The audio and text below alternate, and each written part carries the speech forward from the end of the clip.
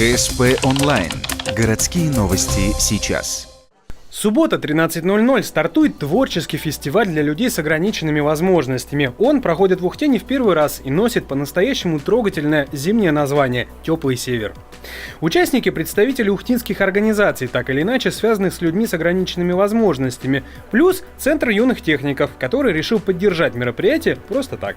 Фестиваль разбит на две части. Первая – ярмарка handmade, сделанные своими руками поделки, сувениры, произведения искусства. Например, картина «Вселенная». На ней два метеорита падают в черную дыру. Вы удивитесь, что служило вдохновением для ее автора, Ангелины.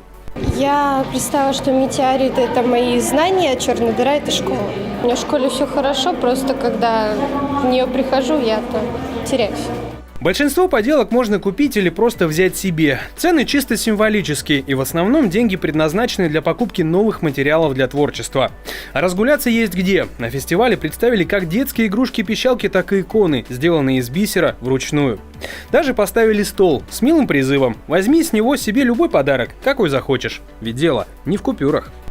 Душу хотят себе порадовать, то приходят и занимаются вот именно любимым делом. У нас и мальчики вышивают очень хорошо, даже вот иконы бисером, просто картины вышивают. То есть занимаются все, руки, как говорят, руки не знают скуки. Вторая часть фестиваля – гала-концерт. Его участники частично те же, кто представил поделки, а также и другие заявившиеся артисты из числа людей с ограниченными возможностями. Всего более 40 человек.